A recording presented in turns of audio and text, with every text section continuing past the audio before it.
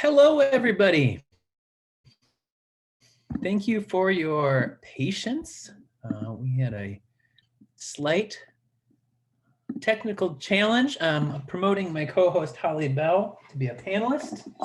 Holly, are you there? Holly's reporting live from her abode. Hello. Holly, what's the temperature like there where you are? I think they said it was 5. Okay. I know that's tomorrow's high. Okay. All right. Well, you've Not got the wind chill. you've got about 20 degrees on me where I am. Yeah. But I was picturing maybe we should get you a parka, like a Weather Channel parka, and you could report from, Well, I do hello. have a scarf on tonight, so that's good. Yep. That's good. That's good. Hello and welcome. We have got some attendees here. I think just you have chatted so far. A reminder for anyone who might be new, though it looks to me like it's, at least at this point, let me scroll a little bit. These are just experienced families currently here live. If you've got a question, experienced families, you know to put it in the Q&A at the bottom. And anyone, of course, can always email questions into Holly and I at office@greatriverschool.org, and we save them up to answer them. I've saved a few to answer in a slideshow. Holly, do you have some questions to make sure? I was going to say 2 of them came in this week. Did you see those? Let me see if I can pull them up. Well, you pull them up, and then I'll make sure we add them to the slideshow I've got going. And just in case, Holly, yes, just in case something goes awry, I will chat you this slideshow so you can follow along. Okay, thank you. Yeah, just chatting to panelists. But you should be able to see that. So anyone who's here for a question, I encourage you to put that question in. If you've got a specific question or something you want to hear about, put it in down below. There's so much going on at Great River School that I won't talk about tonight. The routine things of running the school year to year means that right about now, we'd make sure that we've got graduation plans and planning happening, and there's work behind the scenes happening with that. We'd be thinking about the springtime and making sure everything's lined up to do our spring programs. Clearly, the pandemic affects some of our spring programs, but I know folks are planning around that. I'll talk about that in a moment. Ending the semester, starting a second semester, et cetera, et cetera, et cetera. Tonight, I'm going to focus on giving some updates to the community, and then making an announcement that will be echoed by email in the next 45 minutes or so and sent to all elementary families. But if you're here live and you've got a question, make sure you get it in early so we can make sure we touch on your question, because I am going to cover some planned material. Holly, for the first time, we will be borrowing some audio from a podcast that I listen to often to inform, I suppose, myself. Could it be Osterholm? Yeah. And so there's a little bit of that a podcast episode from last week that I'm going to play for the folks who listen in. I did email them and ask for permission. They said, "Thank you." Ahead. I was going to ask them. They said, "Go ahead." However, I didn't ask them about this, but there is something that the Osterholm podcast does that I think you'll be in support of, Holly. So I'd like to ask you live here in front of everyone if we should start doing this. Dr. Osterholm and the people at the Center for Infectious Disease Research and Prevention, on their podcast, they do something weekly where they talk about acts of kindness, and especially during the pandemic, asking folks to write in with their acts of kindness. Yeah. And I thought, there's no shortage of opportunities to forget about that. Mm-hmm. Right. So I love we that might as well undertake ourselves here, Holly, a reminder to people to write us with acts of kindness that we can talk about on our weekly meeting. Did you ask permission for us to borrow that idea? No, but I don't know that they asked Mr. Rogers for permission. And I think it would be in the spirit of acts of kindness for us to credit Dr. Michael Osterholm's podcast team for reminding us that that's a really good thing to do. So I'll just say right now, Holly, can we invite the people who listen in to share their acts of kindness with us? I think that would be a great idea, Sam. All right. Office@greatriverschool.org. It's true. Share your acts of kindness. Holly and I will bring them here, and we will share them out. And if you share pictures or names and you want them kept private, we'll just assume that you want them private. If you want them shared, let us know and we'll share them too. I have a tiny act of kindness I heard about this morning. Oh, tell me about it. On the way to school, mom was dropping off her kids at school and she was behind a car that wiped out on the interstate, and she pulled in front of the car and went back to make sure the woman was okay. That's an extreme act of kindness and bravery. Right. Because it's on the interstate. And right, in the midst of, icy, cold. Yep, and her children were in the car, and she just said, I had to know if that woman was okay. Oof. Well, that is an act of kindness. Thank you. I've been in just 3 car accidents in my life. Oof. And every time I have had the moment where a Minnesotan stops and comes up to me and says, "Are you okay?" Yeah, think, that's very Minnesotan. Is it? Well, that's nice to know. Yeah. I've lived in a few other states, and yeah. Well, so folks who are listening in tonight, thank you for joining us. I'm going to open with our routine talking points for public health and just say a couple things. Holly, as I scroll, do you see the charts moving? I do. It's magic. Oh, okay, good. That's a good sign. Yeah. So we're gonna just review the charts because we have every week one a particular data point around this pandemic that we've been watching really since July are the percent of test positive by county. We started reporting on these in November.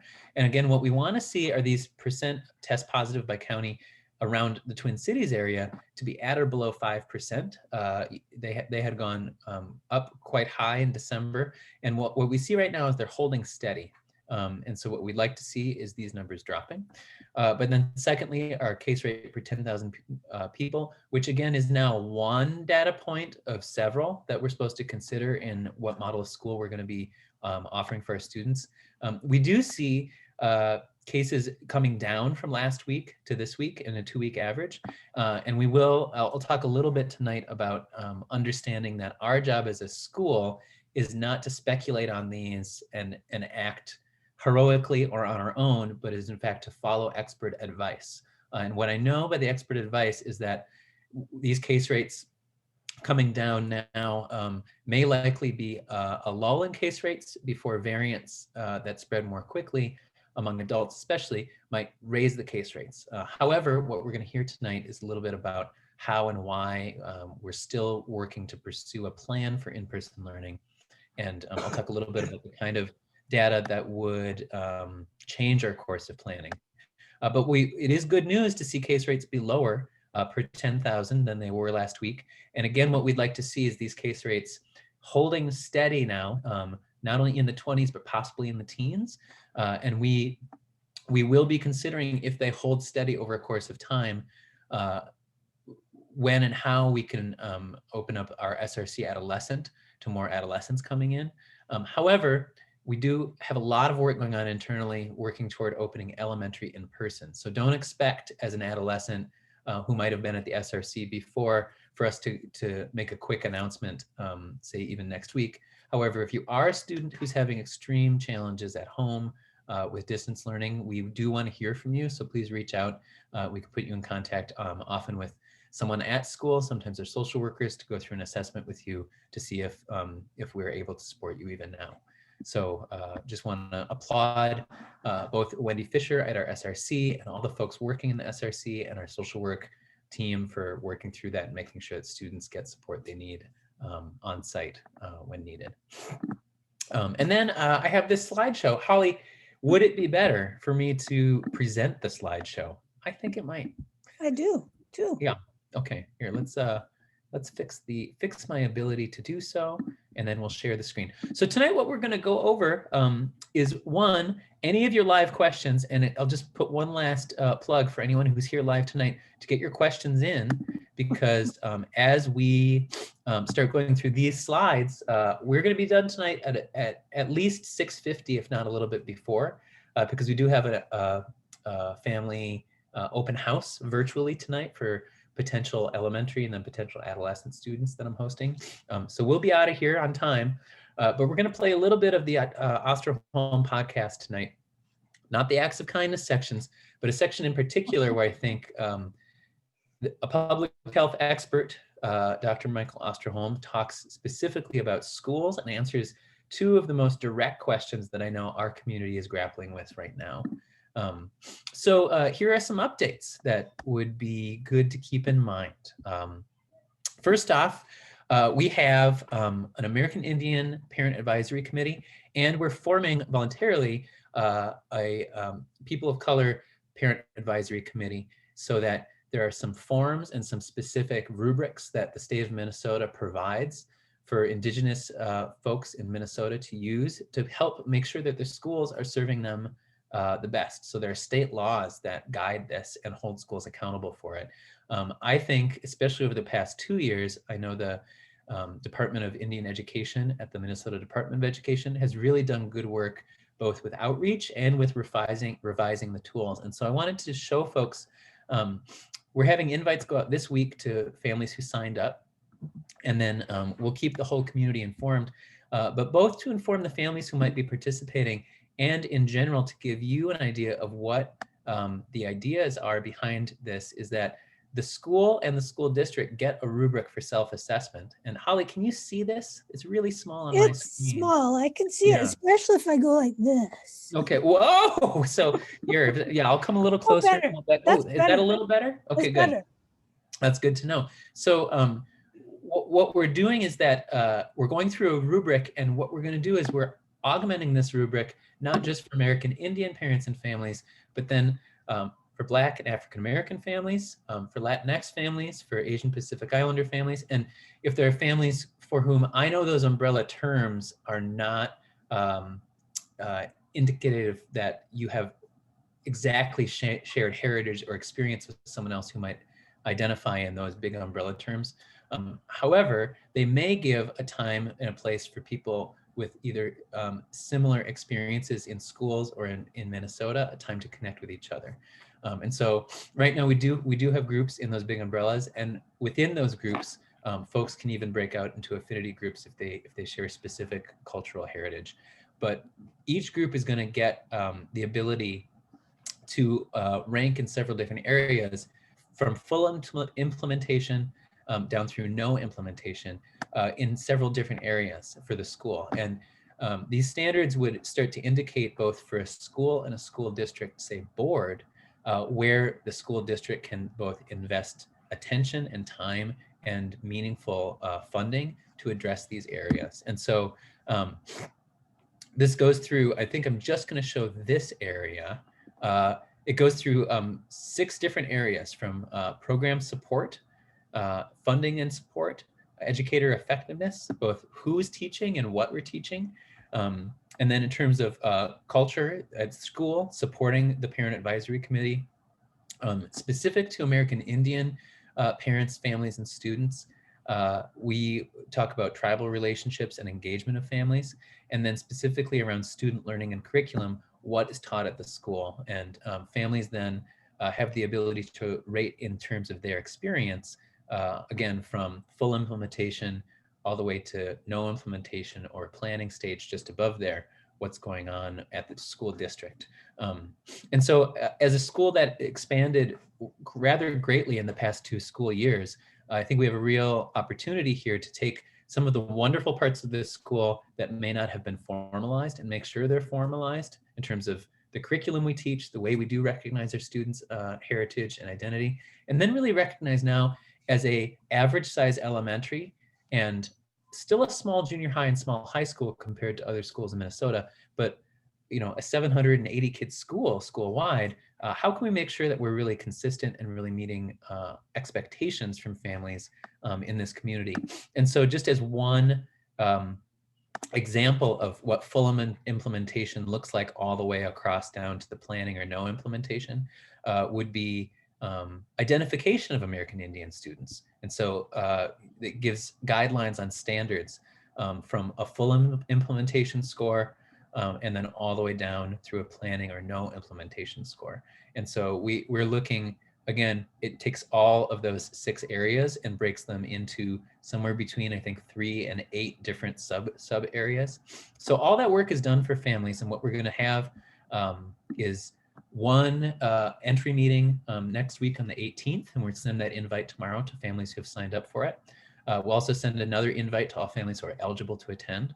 One planning meeting on the 18th, another meeting a couple weeks later to review and go through all the information that might have been requested at that first meeting. And then sometime in mid-March, before the end of March, a meeting to give a rating that then we send to the state for American Indian families, and then we'll report to the school board in April on how things are going. And so having carried that out this year, we're going to look to implement that process now annually and a little bit earlier in the year. So it would start in December, January next year, and then be an annual thing. So I'm hoping that kind of structure can give families a meaningful reason to gather virtually by Zoom. And I just want to let the whole community know that's happening. Holly, that was a lot. That was a lot, Sam, but you did great. Thank you. Any questions that you might have that I might have glossed over? No, I think you went through it pretty thoroughly. I mean, if people maybe too thoroughly. People might want to see the slides. Oh, yeah. Everything in here is slidable. Wait a minute. That's not a word. It's shareable. Here, panelists and attendees. Good. Yeah. Especially if someone's listening later. Yeah. I think it would be helpful for them to see what you were talking about. Sure. And so when we post this on our school website, we'll also post the slideshow there too. Excellent. Thank you. Just to let folks know. And Charlie listens to this every day afterwards. They're not out there right now, but hi, Charlie. Everyone say hi. Hi, Charlie. Thanks for all your behind the scenes work. For sure. So, and I do believe it's shared. Please chat us if you try to see this and it's not shared, folks, and then we'll make it visible to everybody. Also, I want to let folks know there's a 9th grade gathering happening next week. A socially distant, mask on, but in person at a park gathering for community building. And then we're looking at doing that more and more through the spring, both as the weather stays cold next week. It'll be a little warmer, but then through the spring, as we know, it'll be warming up. And then we are preparing for in-person learning in the elementary, following expert guidance, as I'll talk about in a minute. And then we have an announcement that probably won't come as a shock, but does have some specifics that were not public until right this moment, which is on April 12th, Monday, April 12th, we've set a save the date for upper elementary in-person learning. There are tens of thousands of students in the metro area going back to in-person school last week or this week. I know it's in the news a lot, and very specifically, we're working internally with staff and faculty at Great River School to find a shared solution where folks are feeling that both the needs and concerns of staff have been addressed. I will say it's a fraught time, both publicly, regionally, nationally, between district leadership and often teacher unions. We are a school district where the school board has 9 members. 5 of those members are licensed teachers, and I have the responsibility to follow school policy and state recommendations to propose what to do next. So you won't see a struggle between the Great River School teacher union and the board, frankly, because the board is a majority teachers. However, it does bring up some tricky challenges for us in terms of making sure people are supported from an HR perspective, and then being really open with the families and the staff at Great River School about how things work. So I'm keeping the board updated, and just wanted to walk people through some details now in terms of what are the next steps. So elementary timelines and dates. This Friday, the calendar has always said there won't be elementary school this Friday. Our elementary staff will be using this Friday to make sure their narratives, I believe, are written for students from the first half of the year. Tuesday, a week from today, on the 16th, will be an asynchronous learning day for elementary students. And that's a new asynchronous day put into the calendar for planning. There will be SRC and Big Canoe as normal on the 16th. And I do believe there's Big Canoe for folks who would have planned it pre-planned for this Friday. But that asynchronous day will allow guides and classroom assistants to really make sure that the model ideas are as refined as possible to let families know what those options might be. March 1st through 5th, that first week of March, now would be no school for all grades 1 through 6, so that all of the elementary team can plan on what in-person learning looks like. And then during that week, Big Canoe, our childcare moniker, has limited capacity. And so we know that we're going to offer free care for students who qualify for SRC 0, which you can look up those. We'll put this link out. It's linked right there too. And it's also listed on our website, but SRC 0 and staff children would have care that week. If there's still room after those families RSVP, Big Canoe would be open for its regular RSVP for a fee. We will open the RSVP for SRC 0 families on the 19th. And then just after that, we'll open it for other families too, if there's room. And then just to remind folks that save the date for lower elementary would be the first day of in-person learning, would be Monday, March 8th. And then for upper elementary, it'd be the first Monday after spring break, Monday, April 12th, excuse me. I went through all the months and numbers in my head before saying that out. And so in either case of both lower and upper elementary here, March 1st through 5th is planning for everyone. And then as upper elementary continues to deliver distance learning through the month of March to all students, we will continue to offer high quality distance learning options for lower elementary students. And we've taken a lot of the feedback from families back in December when we sent out, I know what was received as a very abrupt survey. We've taken a lot of that feedback to inform how we're planning models. And then, so what you can look forward to also is this timeline, and I don't expect you to digest the whole thing. This is the same timeline that was in the letter to all elementary families, but to share with the whole community here, and you can always pause the video if you're watching it after the live show. Specifically that we're looking likely for next week for there to be some flash surveys of lower L families and upper L families now with questions on scenarios to gather specific feedback from families. And we're still, I believe, going to meet our deadline of the 19th to offer final scenario options. And we'll be monitoring this whole time though, what happens. And so that means if we see negative developments in either virus activity or there's new information that our mitigation strategies are not effective in schools, then we will be able to postpone the date. And what we know right now is that the mitigation strategies of wearing a mask and the personal choice for an adult at school to wear a face shield in addition causes increased safety for that person. So less exposure with both a mask and a face shield for the person with that shield on. And the second important piece of data that Dr. Osterholm's podcast will talk about in just a little bit is that when a student is in school, the more controlled environment of the school, be that the social distancing that is put forward as a guideline, be that wearing masks as a student and having adults there to remind you to wear the mask properly, and or to be that the other cleaning and air filtration and strategies that we use to mitigate the virus so far in the year that we've found effective, even with positive cases in school, have also been shown to be effective at schools both regionally and internationally. And so when we're being informed by experts, if we see any reason why any of those mitigation standards are not effective against, say, new variants or some new development in the virus or the pandemic, that's the kind of development that would cause us to postpone the date back. It's possible that, say, an unanticipated challenge with staffing or the inability to deliver the program we know we need to could cause a postponing date.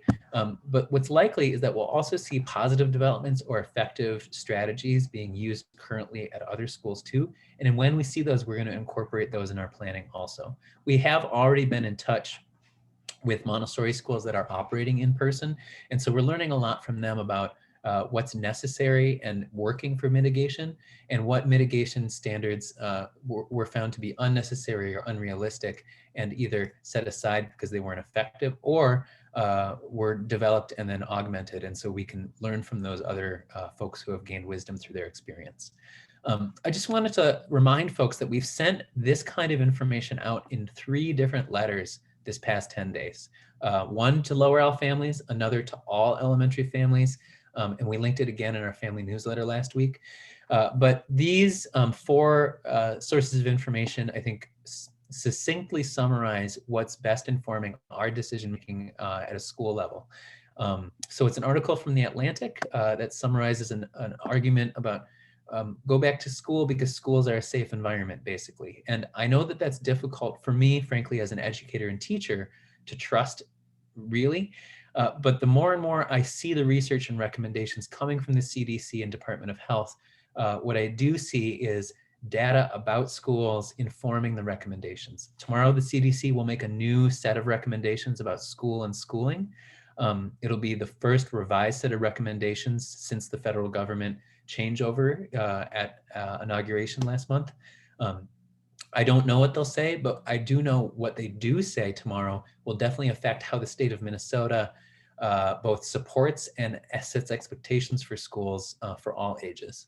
And then from December, a Dr. Michael Osterholm summary about elementary school reopening. And so if you link here in the spreadsheet, or excuse me, in the slideshow we shared, or if you Google expert explains why elementary schools are allowed KARE 11, it'll come up also, because this is a television station, the Twin Cities KARE 11, that did a summary of an Osterholm podcast from December. And last week we talked about harm reduction. And this podcast, that's the last piece of information, I think gives a window into how applying harm reduction to this situation of danger and behavior may be a useful lens to understand someone who has a different opinion than you. And again, balancing the differences between the risk and possible harm of social and educational isolation that some families are experiencing versus the risk and possible harm of virus exposure that I know many families are very concerned about. And so I just wanted to let you all know overtly, those are some of the pieces of information. And so I see a couple of questions. We have about 15 minutes of data and podcast I want to share. And so I'll pause here, and Holly, what I think we'll do is answer some of the questions that have come up and then use the rest of our time here to really, I want to feature what the Osterholm podcast has said about schools. Okay, this first question that's in the Q&A. Yeah. Is it true that face shields are optional? So it is important and true that face shields are optional, and here is why. The face shield, for someone wearing it, increases their protection from other people's droplets and or exposure to viral content in the air, is not meaningfully shown, and this is what we're told by the Department of Health, has not been meaningfully shown the face shield to protect others more from your breathing. And so I've been in many stores lately, in fact, where employees are not wearing masks, but are only wearing face shields. And I've thought, I know too much. And in particular, many educators in the state of Minnesota have reported a deep discomfort and a deep non-preference for wearing both a shield and a mask. So what we have learned from the Department of Health and what is, I think, verified by the CDC's recommendations is that an individual who decides not to wear a face shield isn't putting anyone else at increased risk, but isn't getting the increased mitigation that a face shield offers. And so that's important to know. The state of Minnesota in December said face shields would be required by educators.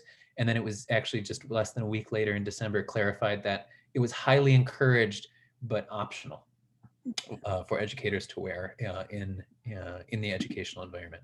And then I see a chat. Let me just make sure. Let's see. Okay. And then to clarify, I see one. Oh, provide access to the document. That I will.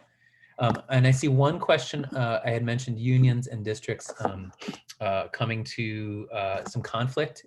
And I know it's been highly reported on in Minneapolis and Chicago and in many other large districts.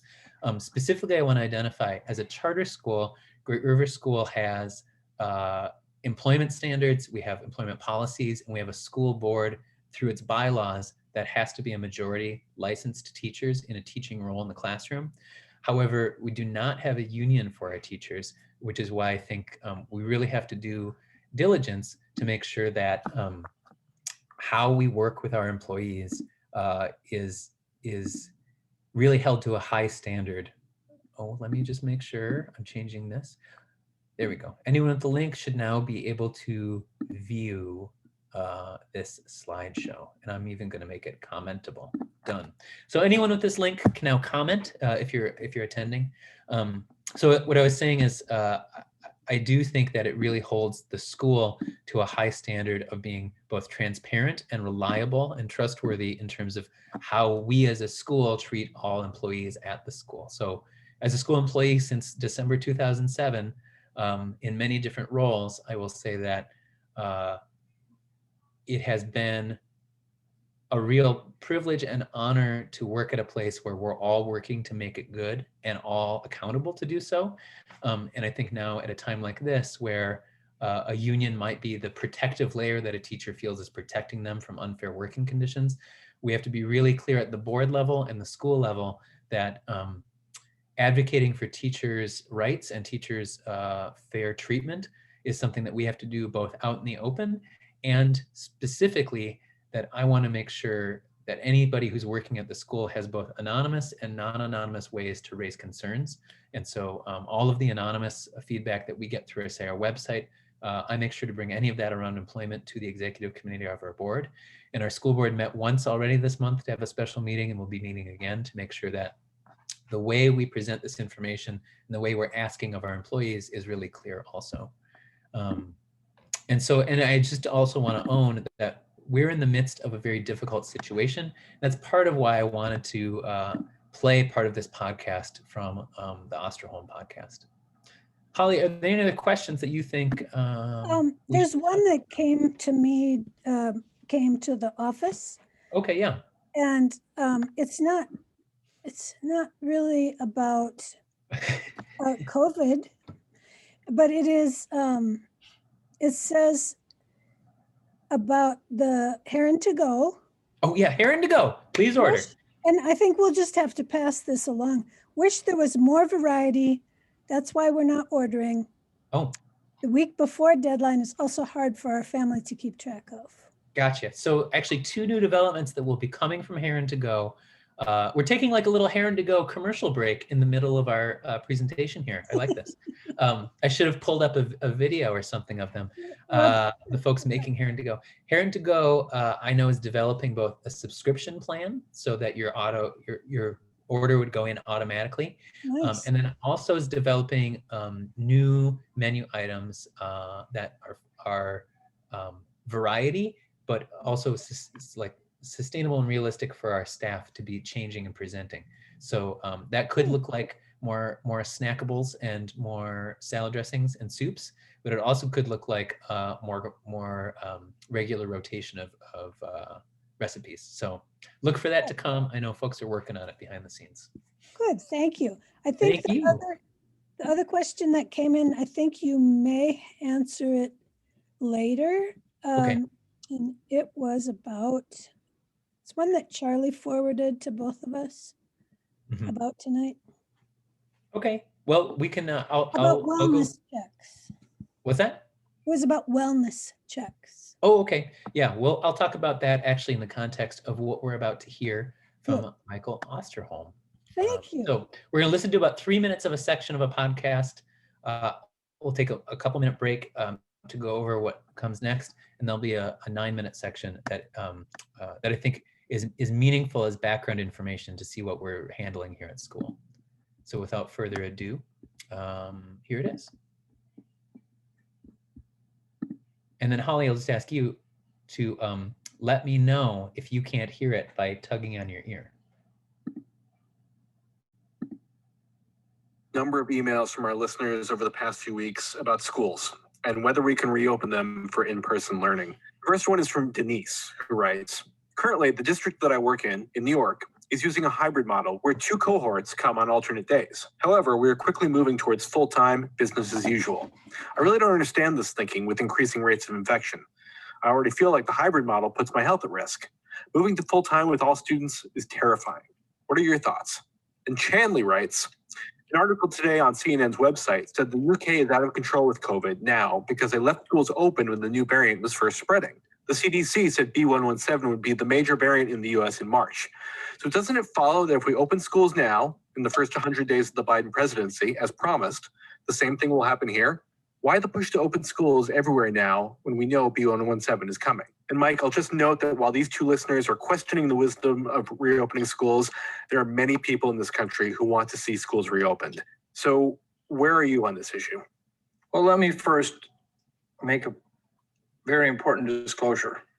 I am the grandfather to 5 incredible grandchildren who themselves right now are in schools or daycare. And everything I process about this is processed in that light. So I just have to give that as a disclosure that this is a very real issue for me. The second thing is that, let me just say up front, I know how emotional this is. And it's okay. I mean, no one should feel badly about it being suggested they may be emotional about this issue. I know that I must be somewhere in hopefully the right region of dealing with this issue, because I have people who want our schools open yesterday, and I have people who want our schools closed until everyone's vaccinated in this country, sending me equally angry emails every day, many of them. So I have upset both sides of the world, you might say, because I'm not advocating for a point of view that they might have. That tells me right there that this is one of those situations where no amount of data that I can share with you is necessarily going to provide the answer. And I get that. So let me give you my best shot at it. There is no easy answer. And I've been evolving with this. I evolve with all the new data that we continue to collect and look at. And I'll talk about the variant in a moment. But first of all, acknowledging there's no easy answer. I think we all can agree, whether you're a parent, whether you're a teacher, whether you're a student even, schools are critical for emotional behavior and social development. And so as we just hear that first section, I want to emphasize just one, I think, important and easy to overlook moment here, which is if we had data like we talked about last week that pointed very clearly in one direction or the other, it would be much easier to make what is considered the right decision in this case. Also, very specifically, I think what's important to note is that emotions are understandably and I think appropriately high, both about the risk that someone might be experiencing as a direct threat from the virus and the pandemic, and specifically about the risks that some families, and I would say depending on the socioeconomic status and or the home, sort of the home impact of what distance learning is doing to a child's relationships or emotional or mental health well-being. For some families, that social and educational isolation has really driven a recognition of a risk that many of them didn't anticipate, but they're now, in fact, not only willing, but almost frankly, pleading and requiring an in-person learning experience that even goes beyond what we're able to offer at the SRC right now for that risk to not greatly outweigh the sense of responsibility for safety they have for their kids. And so as I hear Dr. Osterholm talking about this, I just wanted to identify that I'm actually encouraged to hear an expert saying there isn't an easy thing to do. However, we should keep in mind also, this is the same expert who's been saying now for about 6 weeks, going to school in person has some very well-tracked and well-identified safety reasoning. And I'm just going to give a little preview here of what that is. These are the areas now I just want to identify. I talked a little bit earlier this hour, and I'm going to answer actually one of the Q&As while I talk about this. When I go to the school board and inform them on what we're thinking and why, one of the things the school board will hear from me, both on the 23rd at our next board meeting and likely at a special meeting again before the end of this month, will be if we've seen any changes in these 4 areas of exposure, susceptibility, transmissibility or transmission, and severity. And so what we see now, and the next section that I'm going to play from Dr. Osterholm talks about, what we do see is that in exposure and susceptibility, students, and data shows this, are much less likely to either be exposed and or to be infected with coronavirus at school. And then secondly, in terms of transmission and or severity of disease, Dr. Osterholm will talk very specifically toward the end of this next section I'm going to play about the severity of the disease, and he'll use some Minnesota specific data. However, that data has shown to be true across both the country and generally internationally. Now, specifically, when we, or if we see changes in these 4 areas between now and one of the save the date learning dates in person, or even after that, if we go into in-person learning and we see changes in any of these 4 categories, that would be cause for an immediate pause on in-person learning and a reassessment of mitigation. But what's important is to know that even with a variant, what we are seeing is that schools that use mitigating strategies have effectively been shown to limit and effectively mitigate the transmission and the exposure and the susceptibility of this disease, and the severity of it is something that really does depend on whether or not you are falling into a risk category in terms of demographics or age or any of those qualifiers. And then secondly, whether or not you've been able to engage in receiving a vaccine. Now, we don't have control over the vaccine. And what I'm going to give a preview of right now is we're not just talking about elementary school, say this month or next month. We're not even just talking about the rest of this school year through the spring of 2021. I'm seeing that this method of decision-making, the commitment to always be reassessing these 4 categories, and the real honest truth that we're going to have to offer in-person learning before everybody is 100% comfortable with it, is going to come upon us again in September and August of this year, and likely will be with Great River School and all schools through next year. And so considering how do we make a decision where we are taking all information into account and then doing our best to serve students well is where we're headed. And so we won't answer all the questions tonight, but the school board, when they see those 4 areas presented on, when they hear the reasoning, their responsibility is to make sure that I've made a well-reasoned argument that meets the school standards and meets state standards, and generally allow that to happen. The school board does have the power and the ability, though, to intervene or to call for a vote for approval and or to mandate an operational change. And my job then is to administer the policy the school board either passes or the mandate they give. And so the school board's role is to be accountable, and my role is to be responsible to do the work. And so if the school board does feel the need to step in, and or if the school board sees the need to say vote to show approval and or to show consideration, they can do so. At this point, though, the school board is not in the role of having to vote for us to change models, but that's because in our school handbook, in our faculty handbook, and according to the state guidelines, we're following all those guidelines, and we're moving forward with all the same plans we have since last summer. So as we're looking and hearing about exposure, susceptibility, transmission, and severity, I found it extremely useful, and I found these next 8.5 or so minutes of audio from Dr. Osterholm to be some of the most succinct and distilled information that I think has informed how we're considering the security and our response to health and safety at school. And so without further ado, I'm going to press play, and Holly, let me know if you can't hear it. For different perspectives. One is exposure.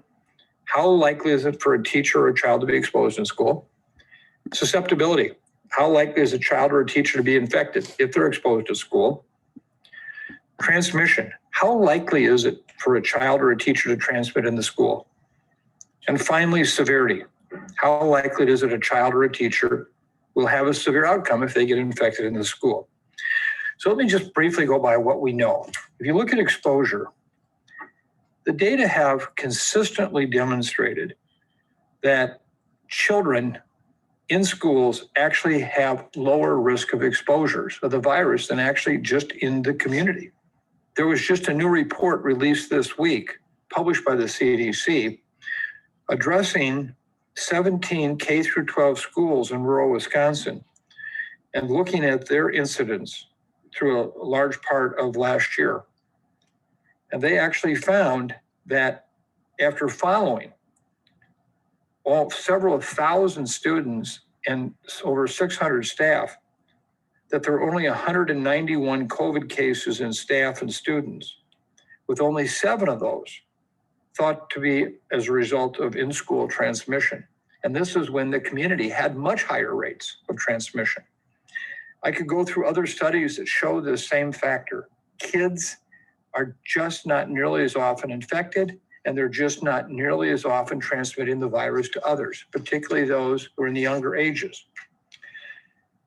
If you look at a European CDC study that was published in December that included findings from 17 country-level surveys from 12 different countries, the investigators concluded with these data that the rates of infection among teachers and non-teachers were generally similar, indicating that the schools were not associated with any kind of accelerating community transmission in those settings. Now, I'm going to come back to this because this is pre-variant time.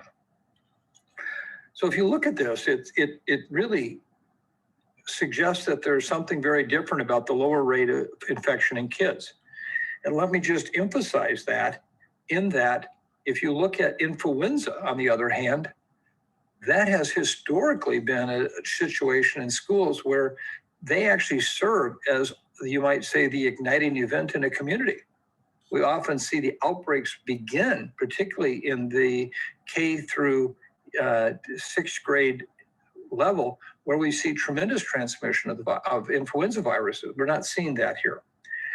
So from that perspective, there's something unusual there, but it's definitely been noted.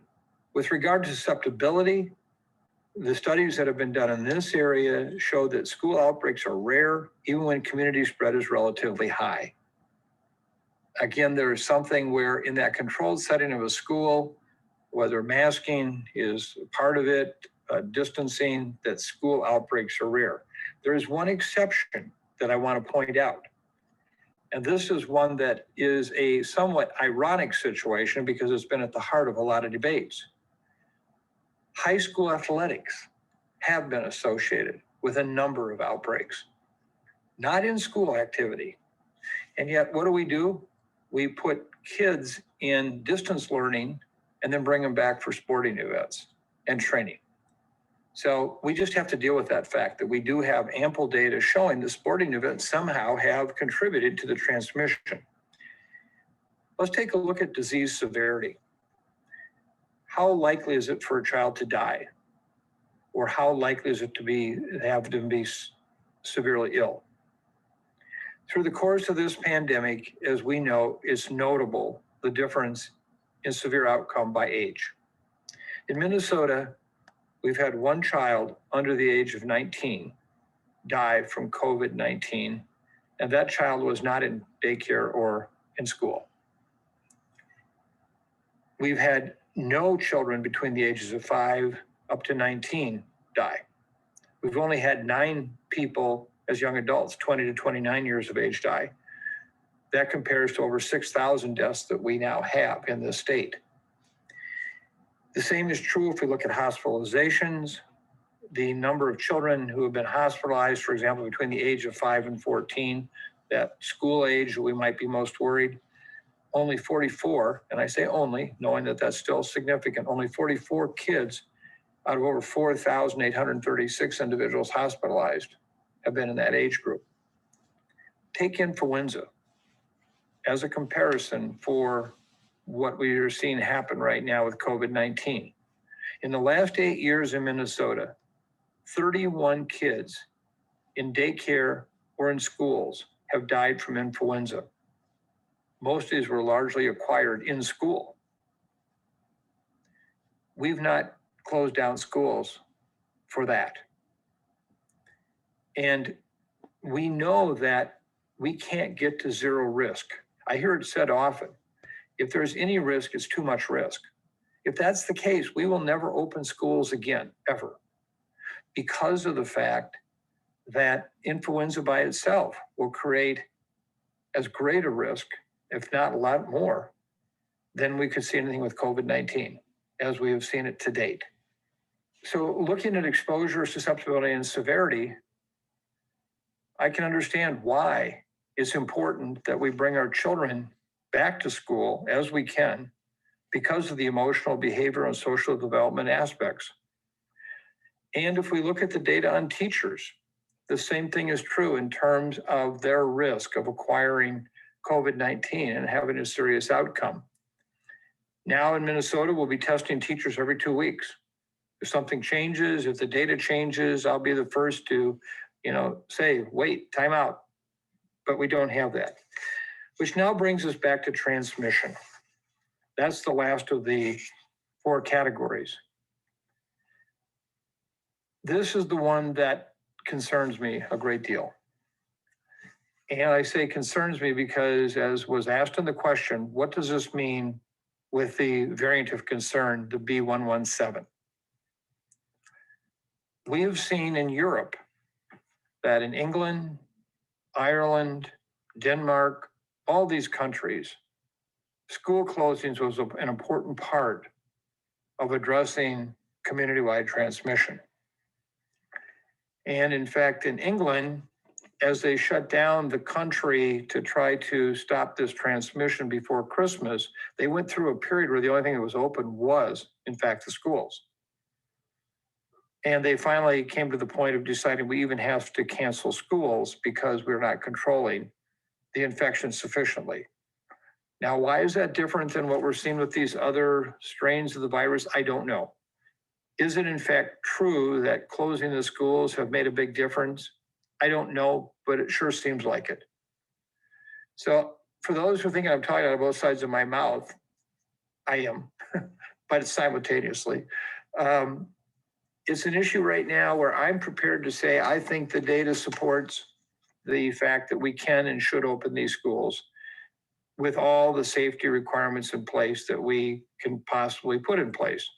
But at the same time, we have to be extremely vigilant. If B117 takes off, of looking carefully at schools and be prepared quickly, if necessary, to make a decision that we will back off that point. Now, I know that there are a lot of elected officials, there are a lot of leaders.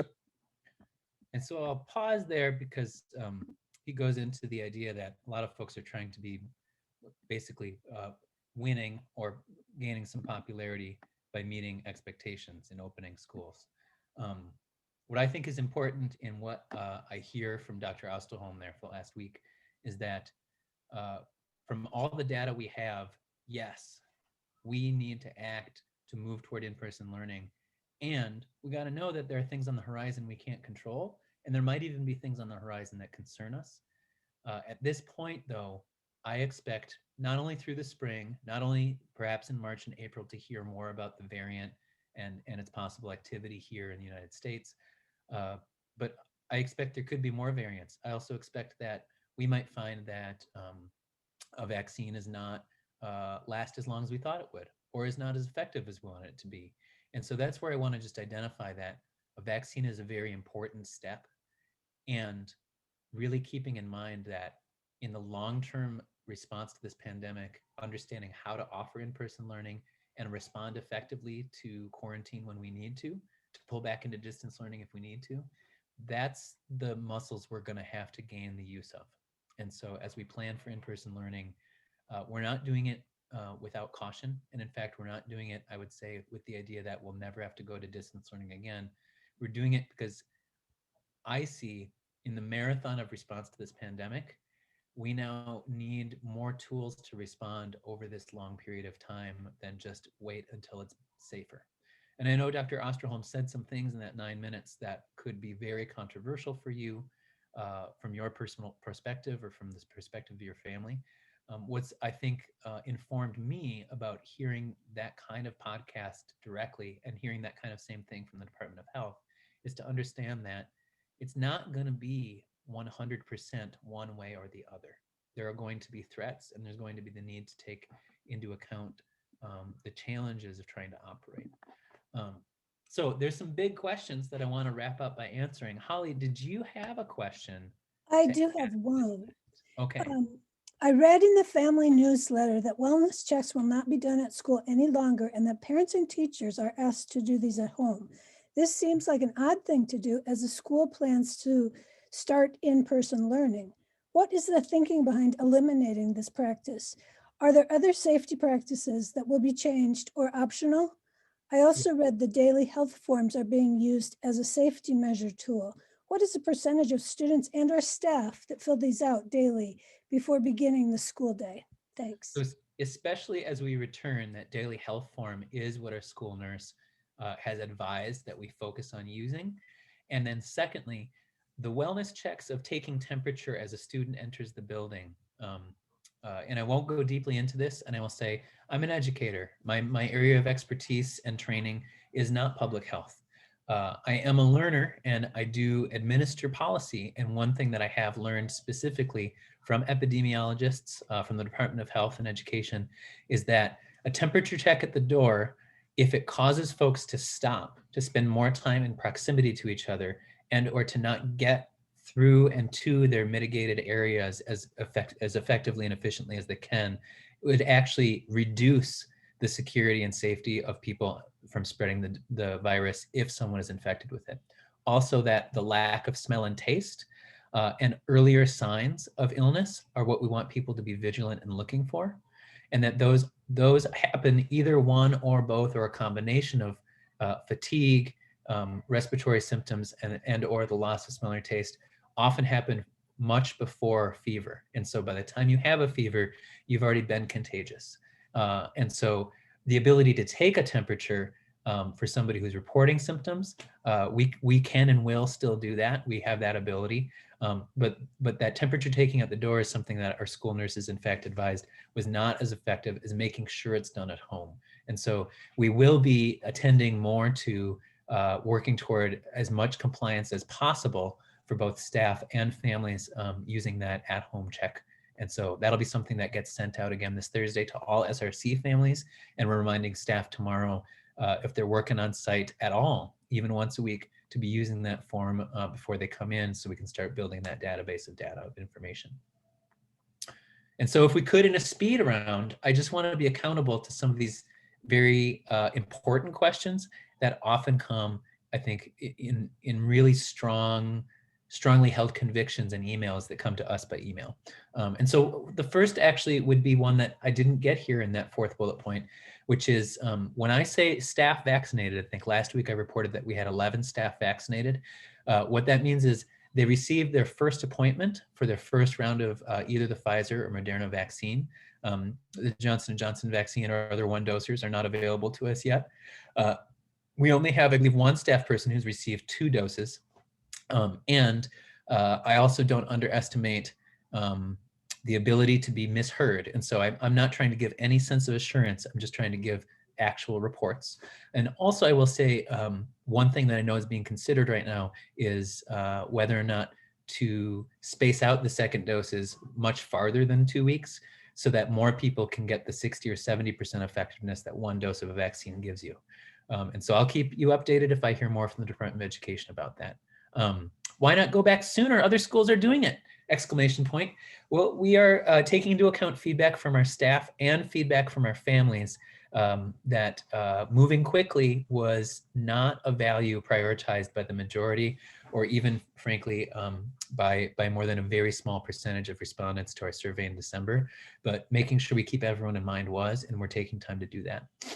Also, this idea of why go back just for a couple months of in-person learning when we expect variants to arrive. I've spoken to that a little bit, but again, this planning for in-person learning and saving the date, in my mind, is not just for a couple months of school that puts the whole last year of trying to be very safe at risk. It is in fact acknowledging that these last couple months of school this year are probably going to be very similar to what school looks like next year. And we have to get used to the idea of trusting that our mitigation, which has proven to be effective on site, is trustworthy, and that we can take steps to quarantine if we need to, if there is exposure.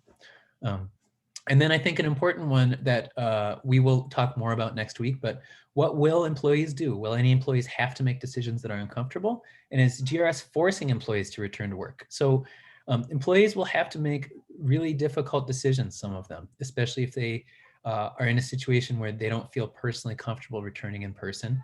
And that is because we have very few positions where we could take a person with in-person or classroom duties and give them a distance learning job. And so if too many people want to pull back from their in-person responsibilities and just work in a distance learning capacity, we don't have the ability to accommodate that yet. we would need special funding from the government or some special mandate or some special resources that we have. We do have a mandate to educate students. And so there likely are employees who are going to have to make uncomfortable decisions. And Great River School cannot require a person to come to work. However, I know there are employees who really acutely feel the pressure to return to work simply for the pay, even if every other part of them does not want to be in person. And so we're working really hard internally to try to be direct and try to receive clear communication, both from our employees and then as a school and from our HR resources. And while we're not legally able to force anyone to return to work, what I'm aiming for and what we're trying to work for is in this difficult situation where families and the school and staff and students are all wrestling for what's right for them. In situations where an employee does not want to return, they can make a formal request. If they have a medical condition and they have ADA protections, they absolutely keep their job. And if they want to make a request outside of that due to personal circumstances or personal preference, we do have a system for that. And we're working actually this week to get more details to all of our employees so that they know exactly what that would look like. So if you have direct questions about that or you want to know, because I know a lot of families especially really care about their teachers and the employees at Great River School, please ask questions, even if you think they're rude, and they often result in the best conversation. So, well, Holly, another big night. Thank you for joining us. Another night. Thank you, Sam, and on to the open house. All right, take care, everybody. Have a good night. Bye. Good night.